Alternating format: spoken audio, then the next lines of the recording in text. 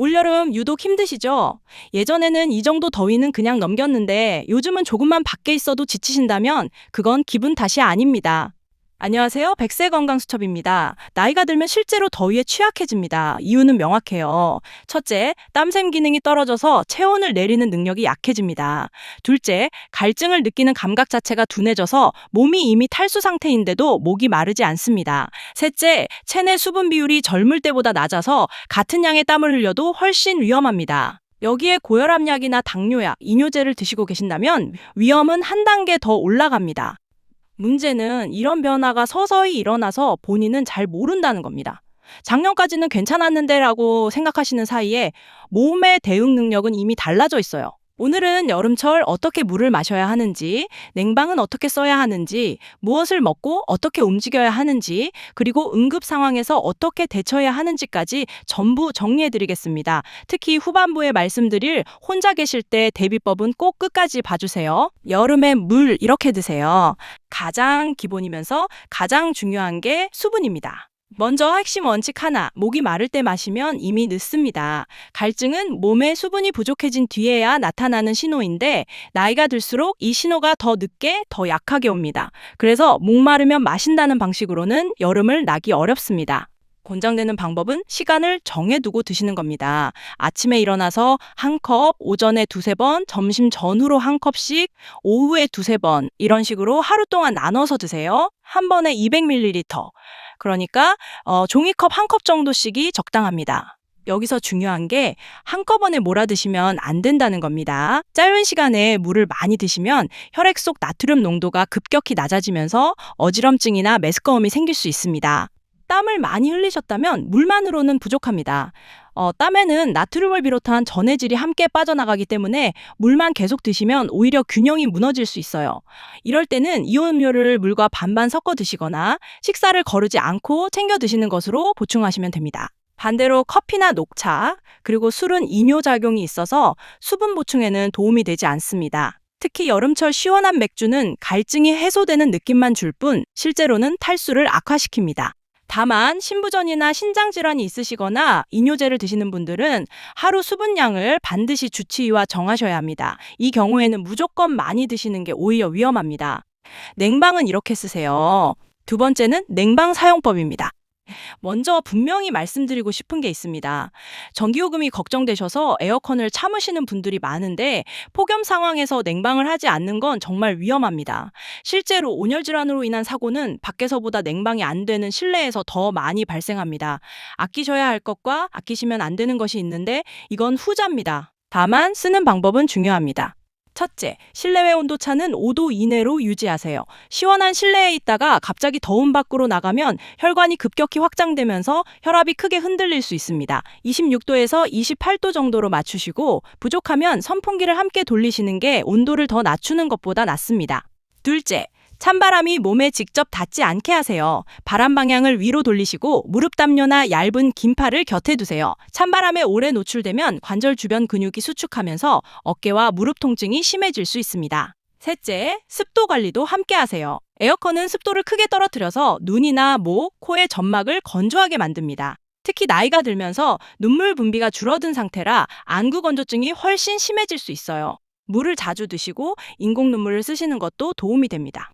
넷째, 밤에는 취침 모드나 예약 기능을 활용하세요. 밤새 켜두시면 새벽에 체온이 지나치게 떨어져서 근육이 뻣뻣해지고 감기 증상처럼 느껴지는 불편이 생길 수 있습니다. 여름철 식사 관리, 세 번째는 식사입니다. 여름이 되면 입맛이 떨어져서 식사를 대충 하시는 경우가 많은데 여기에 함정이 있습니다. 가장 큰 문제는 단백질 부족입니다. 더위 때문에 국수나 냉면, 과일 같은 것으로 끼니를 때우시면 탄수화물만 들어오고 단백질이 빠집니다. 저희가 근감소증 영상에서 말씀드렸듯이 나이가 들면 근육 합성 효율이 떨어지기 때문에 단백질이 부족하면 여름 한철 사이에도 근육이 눈에 띄게 빠질 수 있습니다. 시원하면서 단백질을 챙길 수 있는 방법들이 있습니다. 콩국수, 닭가슴살을 얹은 냉채, 두부를 넣은 냉국, 그리고 계란찜 같은 것들이요. 삼계탕처럼 뜨거운 음식이 부담스러우시다면 이런 방식으로 대체하시면 됩니다. 두 번째로 짚어드릴 건 소금입니다. 땀을 많이 흘리는 여름에는 나트륨도 함께 빠져나가기 때문에 무조건 싱겁게만 드시는 게 정답이 아닐 수 있습니다. 다만 고혈압이 있으신 분들은 이 판단을 스스로 하지 마시고 주치의와 상의하세요. 세 번째는 찬 음식입니다. 얼음물이나 찬 음식을 자주 드시면 위장 기능이 떨어져서 소화가 안 되고 설사로 이어질 수 있습니다. 특히 나이가 들면 위장이 온도 변화에 더 민감해집니다. 시원한 정도까지만 드시고 얼음을 씹어 드시는 습관은 줄이시는 게 좋습니다. 그리고 여름철 음식 보관은 각별히 신경 쓰셔야 합니다. 나이가 들면 위산 분비가 줄어서 세균을 걸러내는 힘이 약해지기 때문에 젊을 때 괜찮았던 게 지금은 식중독으로 이어질 수 있습니다. 실온에 2시간 이상 둔 음식은 아까워도 버리세요. 여름철 운동, 시간과 강도, 네 번째는 운동입니다. 여름이라고 운동을 아예 멈추시면 안 됩니다. 근육은 쉬는 사이에도 계속 빠지고 한철 쉬면 되돌리는데 훨씬 오래 걸립니다. 다만 여름에는 시간과 강도를 조절하셔야 합니다. 가장 중요한 건 시간대입니다. 오전 11시부터 오후 5시까지 이 시간대의 야외 활동은 피하세요. 특히 오후 2시에서 4시 사이가 하루 중 기온이 가장 높습니다. 이른 아침이나 해가 진 저녁 시간대로 옮기시는 게 좋습니다. 다만 여기서 주의할 점이 있습니다. 저희가 다른 영상에서 말씀드렸듯이 이른 아침은 혈압이 가장 크게 변동하는 시간대이기도 합니다. 그러니 새벽에 나가시더라도 바로 격한 운동을 시작하지 마시고 실내에서 가볍게 몸을 푸신 뒤에 나가세요. 강도도 낮추셔야 합니다. 여름에는 같은 강도로 운동해도 심장에 가해지는 부담이 훨씬 큽니다. 평소보다 조금 천천히, 조금 짧게 하신다고 생각하시면 됩니다. 야외가 부담스러우시다면 실내 운동으로 대체하세요. 저희가 낙상 예방 영상에서 소개해드린 의자 스쿼트, 뒤꿈치 들기, 옆으로 다리 들기 같은 동작들은 집에서 에어컨 켜놓고 하실 수 있습니다. 여름 한철은 실내 근력 운동 위주로 가시는 것도 좋은 선택입니다. 그리고 운동 중에 어지럽거나 가슴이 답답하거나 메스껍다면 즉시 멈추고 시원한 곳으로 이동하세요. 조금만 덜 하는 생각이 가장 위험합니다. 약을 드시는 분들이 특히 주의할 점. 다섯 번째는 약과 관련된 내용입니다. 이 부분은 잘 알려져 있지 않은데 매우 중요합니다. 여름에 복용 중인 약이 위험을 높이는 경우가 있습니다. 첫째, 이뇨제입니다. 이뇨제는 몸에서 수분을 빼내는 약인데 여기에 땀으로 인한 수분 손실까지 겹치면 탈수가 빠르게 진행될 수 있습니다. 둘째, 혈압약입니다. 더위로 혈관이 확장된 상태에서 혈압약 효과가 더해지면 혈압이 과하게 떨어질 수 있습니다. 앉았다 일어설 때 어지러우신 경우가 여름에 유독 잦아지신다면 이 때문일 수 있습니다. 셋째, 당뇨약입니다. 여름철 입맛이 떨어져 식사를 거르셨는데 약은 그대로 드시면 저혈당이 올 수 있습니다. 식은땀, 손떨림, 어지럼증이 나타난다면 저혈당을 의심하셔야 합니다. 넷째, 일부 정신과 약이나 항히스타민제는 땀 분비를 억제해서 체온 조절을 방해할 수 있습니다. 여기서 절대 하시면 안 되는 게 있습니다. 이 이야기를 들으시고 약을 임의로 줄이거나 끊으시는 겁니다. 그건 훨씬 더 위험합니다. 대신 여름이 시작될 때 병원 가시면서 여름에 특별히 주의할 게 있는지 한번 여쭤보세요. 필요하다면 의사가 용량을 조정해 줍니다. 그리고 약 보관도 신경 쓰셔야 합니다. 대부분의 약은 실온 보관인데 여름철차 안이나 창가는 실온이 아닙니다. 40도를 훌쩍 넘기 때문에 약효가 변할 수 있습니다. 서늘하고 빛이 들지 않는 곳에 보관하세요. 온열질환, 이 신호를 기억하세요. 여섯 번째는 응급 상황 대처입니다. 이건 꼭 기억해 두셔야 합니다. 먼저 초기 신호입니다. 어지럽고 메스껍고 머리가 아프다, 몸에 힘이 빠지고 유난히 피곤하다, 근육에 쥐가 나거나 경련이 온다. 이 단계에서는 시원한 곳으로 이동해서 쉬고 수분을 보충하시면 대부분 회복됩니다.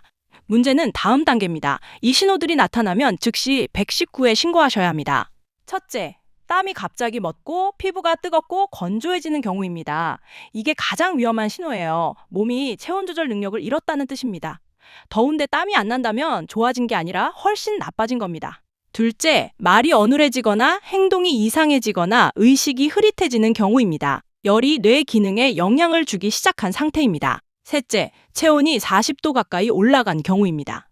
응급조치는 이렇게 하세요. 시원한 곳으로 옮기고 옷을 느슨하게 풀고 목과 겨드랑이, 사타구니처럼 굵은 혈관이 지나는 곳을 시원한 물수건이나 얼음 주머니로 식혀주세요.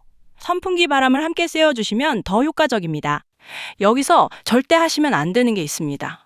의식이 흐릿한 분에게 억지로 물을 먹이지 마세요. 기도로 넘어가서 더 위험한 상황이 생길 수 있습니다. 혼자 계실 때 대비법. 일곱 번째는 앞에서 말씀드린 혼자 계실 때의 대비입니다. 온열질환이 위험한 이유 중 하나는 본인이 판단력을 잃은 상태에서 진행된다는 점입니다. 어지럽고 정신이 흐릿해진 상태에서는 스스로 물을 마시거나 도움을 요청하기 어렵습니다. 그래서 혼자 지내시는 분들은 미리 대비해 두셔야 합니다. 첫째, 휴대전화를 항상 몸 가까이 두세요. 다른 방에 두고 다니시면 정작 필요한 순간에 손이 닿지 않습니다. 목걸이형 케이스를 쓰시거나 방마다 충전기를 두시는 것도 방법입니다. 둘째, 가족이나 이웃과 정해진 시간에 연락하는 약속을 만드세요. 하루 한 번, 예를 들어 저녁 7시에 안부 문자를 주고받는 식으로요. 연락이 없으면 확인하러 오도록 미리 정해두시면 실질적인 안전망이 됩니다. 셋째, 폭염특보가 내려진 날에는 무리하지 마시고 가까운 무더위 쉼터를 이용하세요. 주민센터나 경로당, 도서관 같은 곳이 지정되어 있습니다. 냉방비 걱정 없이 시원하게 지내실 수 있고 사람들과 함께 있으면 이상 징후를 서로 알아차릴 수 있어서 안전면에서도 낫습니다. 넷째, 이웃 어르신께도 관심을 가져주세요. 특히 혼자 지내시는 분들은 며칠간 인기척이 없어도 아무도 모를 수 있습니다. 더운 날 한번 문을 두드려 보시는 것만으로도 큰 도움이 될 수 있습니다. 이 영상 보시는 분 중에 부모님이 혼자 지내신다면 오늘 전화 한 통 드려보세요. 에어컨은 켜셨는지, 물은 드셨는지 여쭤보는 것만으로도 충분합니다.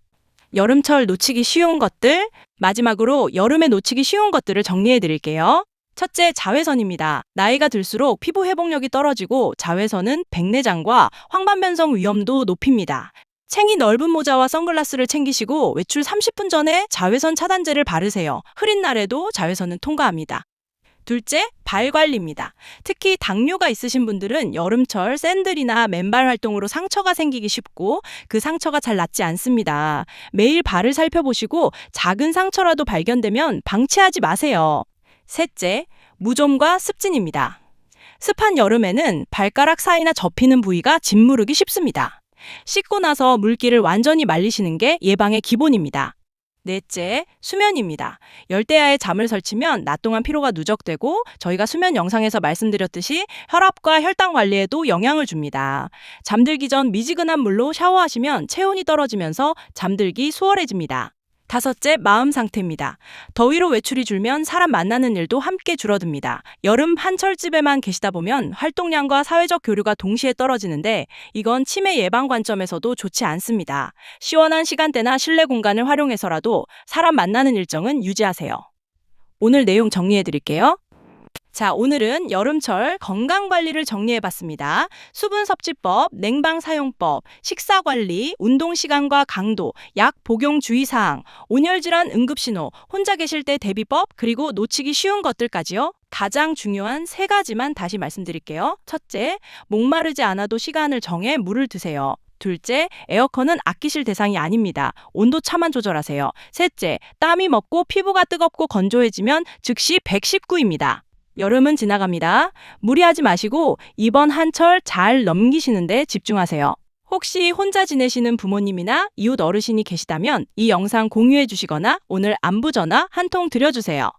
도움이 되셨다면 구독과 좋아요 부탁드리고 여름 내내 참고하실 수 있게 저장해 두세요. 더 궁금한 정보는 프로필 링크에서 확인해 주세요. 다음 영상에서 또 뵙겠습니다. 감사합니다.